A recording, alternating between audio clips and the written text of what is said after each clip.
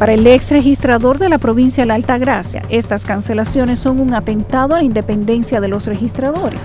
pues podría condicionar su capacidad para tomar decisiones basadas en el derecho y no en las presiones de quienes tienen el poder para desvincularlos del Poder Judicial. Yo, en el caso como registrador de título de higüey, yo le dirigí una comunicación al Consejo del Poder Judicial para que me digan el motivo de mi vinculación, porque se decía por conveniencia institucional. Y la respuesta es la misma, que el Consejo del Poder Judicial puede cancelar a un registrador o a un empleado cuando a ellos lo consideren sin ningún tipo de explicación. Entonces, una desvinculación hoy en día le hace daño a una persona, porque se puede entender que alguna falta grave cometió y que se decidió a desvincularlo. Entonces, en ese sentido, eso le hace daño incluso a esa función calificadora del registrador, porque al tener temor de que en cualquier momento lo pueden cancelar, también puede acceder a coger expedientes porque le diga un superior. El temor que expresa el ex registrador de higüey no parece descabellado, especialmente si analizamos un caso como el del abogado agrimensor Gersi Mateo Medina, quien tenía el código de empleado del Poder Judicial 16.520. Tuvimos acceso a la carta de renuncia que entregó este abogado ante el Consejo del Poder Judicial en fecha 28 de septiembre del 2020, cuando desempeñaba el cargo de inspector judicial, adscrito a la Inspectoría General del Consejo del Poder Judicial. En ella denuncia supuestas irregularidades que, según el documento, le obligaron a apartarse de sus funciones.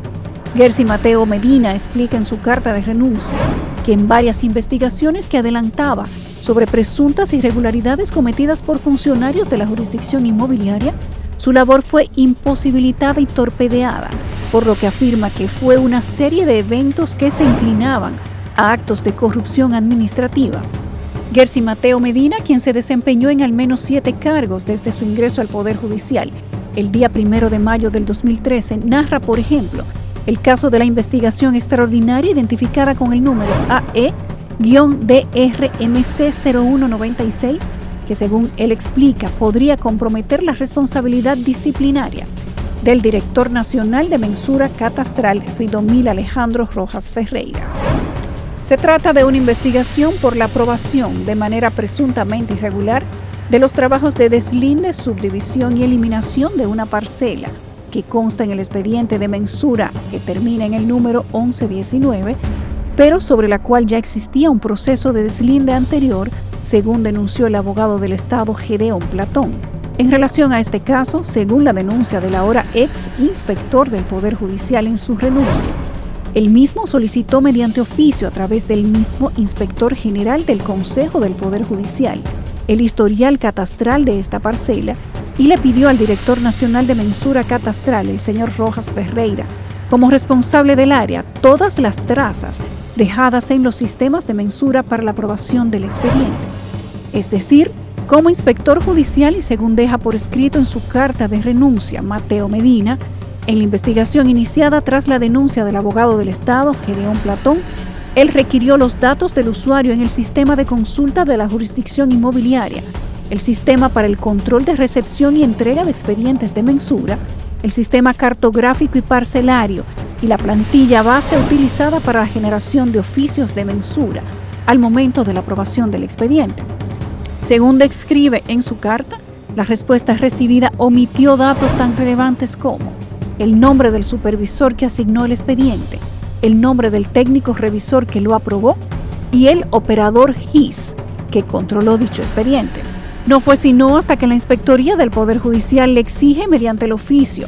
115-19, el director nacional de mensura catastral, el 23 de agosto de ese mismo año, que remita los datos de los funcionarios involucrados en la aprobación de dicho expediente. Según la carta de renuncia de Mateo Medina, la respuesta que envió el director nacional de mensura catastral explicaba el por qué había omitido tan importantes datos, y es que el funcionario que aprobó el denunciado expediente fue el propio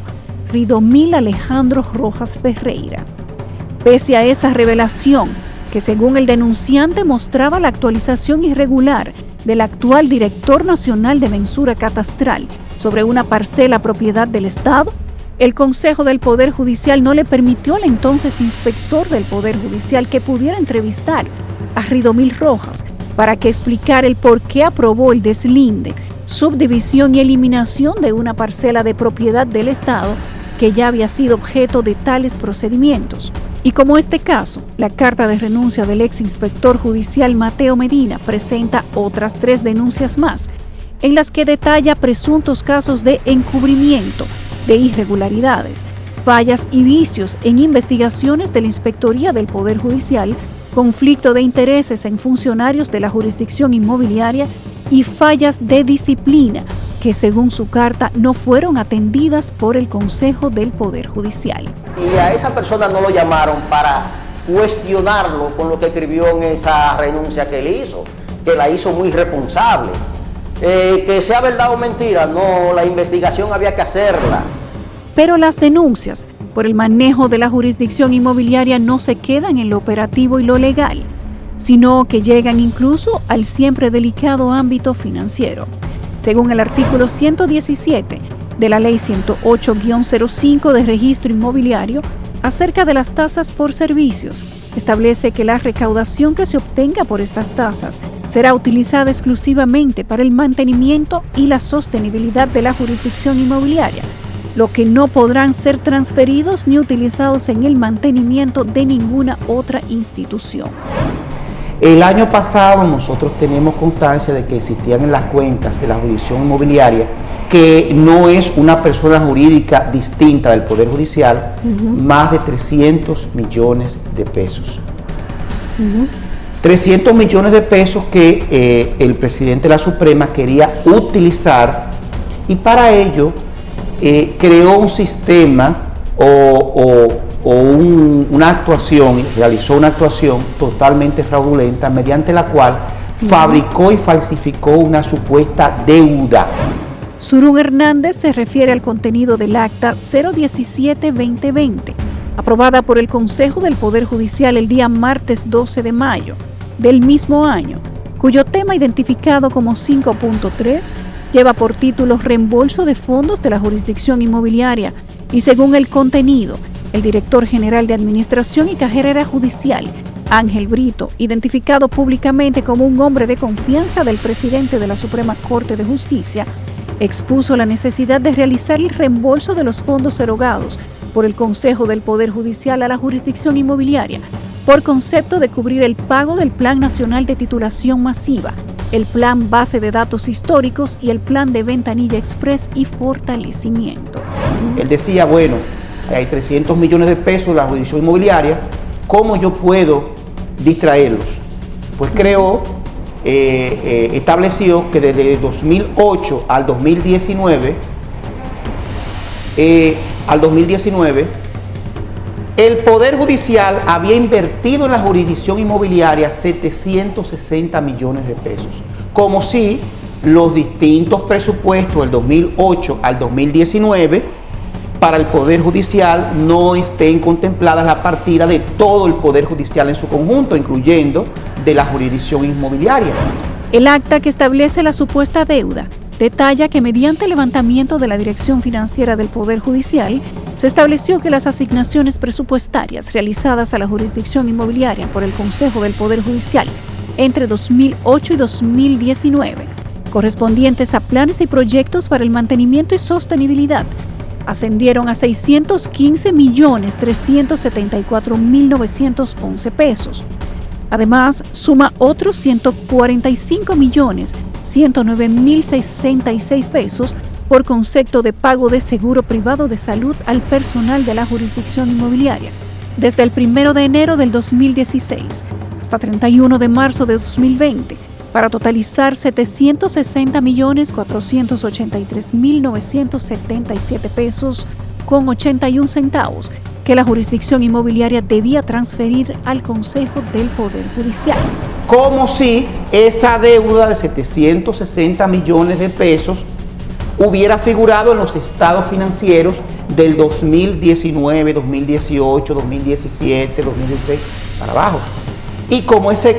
si ese crédito se hubiese hecho constar en los estados financieros que, por ejemplo, entregó en abril del 2020 2019, el magistrado Mariano Germán. Cuando usted llega a esos estados financieros, tanto de la jurisdicción inmobiliaria como del Poder Judicial, como en definitiva de esos años pasados, usted se da cuenta que no existía, porque no existía deuda.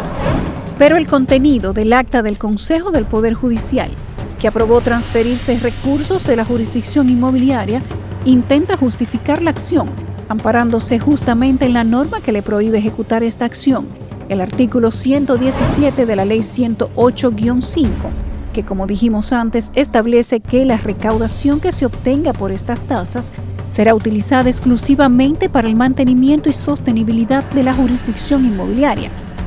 La ley, en cambio, no establece ninguna prohibición que impida al Poder Judicial transferir recursos a la jurisdicción inmobiliaria, que históricamente ha formado parte de las formulaciones presupuestarias, rendiciones de cuentas e informes de gestión del Poder Judicial. En opinión del presidente del Colegio de Abogados, la apropiación de esos 760 millones de pesos de la jurisdicción inmobiliaria por parte del Consejo del Poder Judicial constituyen ilícitos que deberían conllevar a serias sanciones. ¿Cómo se llama desde el punto de vista de responsabilidad penal actuaciones como esa? Se llama una falsificación fraudulenta de un crédito para fundamentar, legitimar la distracción de unos fondos que están dedicados, especializados para una labor, y el funcionario público desea distraerlo en otro renglón. Para el consejero del Poder Judicial, Leonardo Recio Tineo, la situación actual, tanto en la jurisdicción inmobiliaria como en el Poder Judicial en su conjunto, es la peor de su historia. Magistrado, si tuviera usted que definir en una palabra lo que sucede según lo que usted ha denunciado en el Poder Judicial, ¿cuál sería? La destrucción total de los organismos de fiscalización y del Poder Judicial, en sentido general, a la llegada del presidente Luis Henry Molina Peña. Para la realización de este programa intentamos contactar y entrevistar a decenas de servidores y ex servidores del Poder Judicial, jueces, empleados y demás, pero la gran mayoría se mostró renuente a declarar públicamente las quejas que en privado expresan. Pese a los ingentes esfuerzos realizados por nuestro equipo, fue imposible obtener una respuesta oficial de parte del Poder Judicial a las denuncias e inquietudes planteadas en este reporte. Tampoco pudimos obtener la documentación requerida para aclarar las dudas que surgen ante estas denuncias. ¿Tiene usted temor? ¿Se ha sentido temor alguna vez de alguna represalia, consecuencia? No, nunca he tenido miedo ni nada, y además lo que he hecho lo he hecho asumiendo mi responsabilidad y a sabiendas de que estoy actuando dentro del marco de la ley. Luis Henry Molina Peña fue elegido presidente de la Suprema Corte de Justicia por el Consejo Nacional de la Magistratura el día 4 de abril del 2019 y estará al frente del Poder Judicial hasta el año 2024. Hasta entonces, solo el Congreso Nacional, a través de un juicio político que lleve luego a su destitución, puede apartarle del cargo, cosa que en la historia de la República Dominicana nunca ha sucedido. Mientras tanto, seguirá encabezando uno de los 3 poderes fundamentales del sistema político nacional, lo que lo sigue haciendo intocable. Hasta aquí esta entrega de nuestro reporte especial. Nos vemos en una próxima ocasión. Buenas noches.